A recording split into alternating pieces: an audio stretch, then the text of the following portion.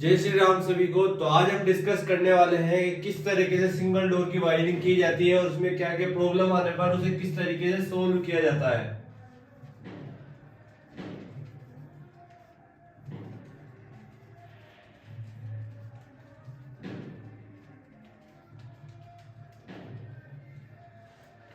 सबसे पहले हम यहाँ पर दो वायर है, फेज और न्यूट्रल,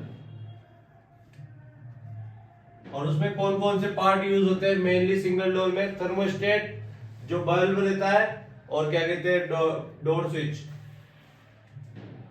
यहां पे हमने बनाया है ये थर्मोस्टेट।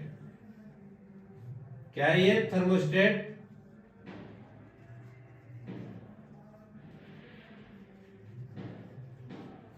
यहां पे बनाते हैं हम कौन सा? Door switch. और यहां पर बनाते हैं बल्ब।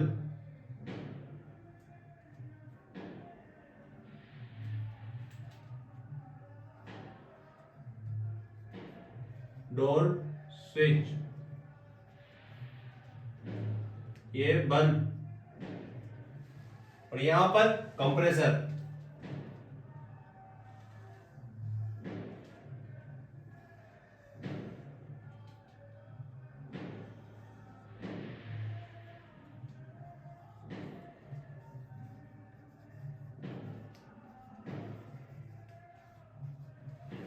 तो सबसे पहले वायरिंग जाएगी, फेस कहां जाएगा? थर्मोस्टेट में। एक वायर थर्मोस्टेट में फेस कहां गया? यहां पर। और फेस यहां से निकलकर किस में जाएगा? डोर स्विच में। अब डोर स्विच में जाने के बाद डोर स्विच का काम क्या होता है? जैसे कि बल्ब बंद और चालू कब होता है? जब जैसे कि अपन डोर खोलते हैं तो बल्ब चालू हो जाता है, और बंद करते हैं तो डोर बल्ब बंद हो जाता है। तो वो किस कारण होता है? कि जब ये बताओ ओपन में रहता है, जैसे अपन ने दरवाजा खोल रखा है तो बल्ब जला रहता है, जैसे ही दबाते हैं तो अंदर के कनेक्शन हट जाते हैं, इसी कारण बल्ब बंद हो जाता है। अगर ये खराब होने के कारण अगर ये खराब हो जाता है ना, तो जिससे क्या होता है? बल्ब हीट पैदा करेगा अंदर, तो जिससे कूलिंग नहीं हो पाएगी अगर ये रेगुलर चलेगा तो बल्ब। तो बल्ब डोर स्विच का कनेक्शन कहा गया? बल्ब में। क्या गया? फेज। फेज का अब जो थर्मोस्टेट से निकलता है वो फेज ही निकलता है, क्योंकि इसका काम होता है सिर्फ कट ऑफ करने का। तो फेज को ये कट ऑफ करता है जब टेम्परेचर आ जाता है। तो इसका एक पॉइंट कहां जाएगा? यहां पर है अपने 3 पॉइंट कॉमन। ये हो गया अपना स्टार्टिंग, और ये हो गया अपना रनिंग।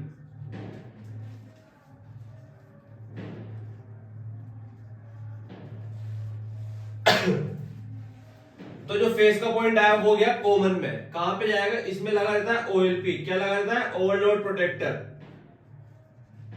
ओएलपी में कनेक्ट हो गया फेज। ठीक है। अब अपना डोर यहां से बल्ब में क्या लगेगा? न्यूट्रल। और यहां पर क्या आएगा? न्यूट्रल। तो यहां से न्यूट्रल कनेक्ट हुआ इसमें बल्ब में, और एक पॉइंट निकला कहां गया? यहां पर रनिंग में। स्टार्टिंग में इसलिए जाता है क्योंकि वो रनिंग से ही चलता है। स्टार्टिंग में सिर्फ रिले का काम होता है कि टच कराना, जिससे कि स्टार्ट हो सके कंप्रेसर। तो सबसे पहला पॉइंट जाएगा अपने, जैसे ये रिले है यहाँ पे, इस रिले में 2 पॉइंट निकले हुए हैं, तो एक पॉइंट पे ये आ जाएगा। जैसे यहाँ पर ये पॉइंट आ गया इस पे, और ये पॉइंट खाली रहता है, तो ये खाली रहता है स्टार्टिंग पे, क्योंकि बताओ रनिंग और स्टार्टिंग में अंदर रिले में ज्वाइंट होता है। जैसे कि स्टार्ट हो जाता है कंप्रेसर तो वो कट ऑफ हो जाता है बीच का पॉइंट, और सिर्फ रनिंग पे कंप्रेसर चलता है। तो जैसे कि यहाँ पर होगा ये पॉइंट कनेक्ट, क्या होगा? न्यूट्रल यहाँ पर कनेक्ट होगा। अब तो इसमें प्रॉब्लम क्या क्या आ सकती है? जैसे कि अगर आपको चेक करना है कि इसकी वायरिंग सही हो रखी है कि नहीं हो रखी है, तो आपको फेज और न्यूट्रल पे एम्पियर मीटर से चेक करना है कि कंटिन्यूटी चेक करनी है आपको। अगर कहीं भी वायर ब्रेक होगा तो आपको कंटिन्यूटी नहीं बताएगा रिले ओएलपी इस पे लगी होने के बाद, और अगर वायर ब्रेक नहीं होगा तो आपको कंटिन्यूटी शो करेगा फेज और न्यूट्रल पे कंटिन्यूटी चेक करने पर। और जैसे कि बहुत बार होता है कि अपनी रिले ओएलपी सही है फिर भी कंप्रेसर नहीं चल रहा और अपने अंदर का बल्ब जला हुआ है, तो वो क्या होता है? वो प्रॉब्लम क्या है कि बहुत बार क्या होता है? थर्मोस्टेट डिफ्रोस्ट मोड पे लगा होता है, डिफ्रोस्ट का बटन होता है वहां पे, अगर हम उसे दबा देंगे तो थर्मोस्टेट वर्क नहीं करेगा, वो कट ऑफ करके रखता है जब तक डिफ्रोस्ट नहीं होगा। पूरा फ्रिज में बर्फ नहीं पिघल जाती है, डिफ्रोस्ट का मतलब ये होता है। और बर्फ पिघलने के बाद वो डिफ्रोस्ट बटन ऊपर आ जाता है, अगर वो नहीं आता है तो ये थर्मोस्टेट खराब है।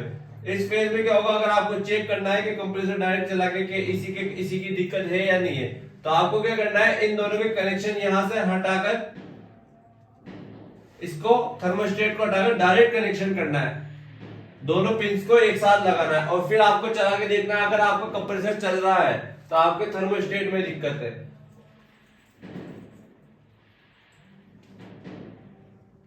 तो आपको क्या करना है, थर्मोस्टेट चेंज करना है उस फेज में।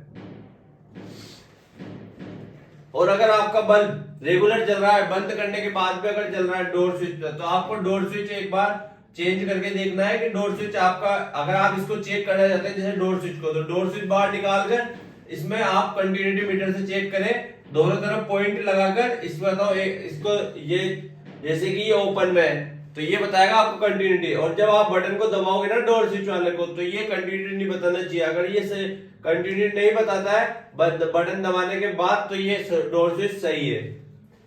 फिर आप बल्ब को चेक करें। तो ये हमारा सिंगल डोर की वायरिंग डायग्राम है। इसमें अगर आपको कोई प्रॉब्लम हो तो आप कमेंट सेक्शन में पूछ सकते हैं।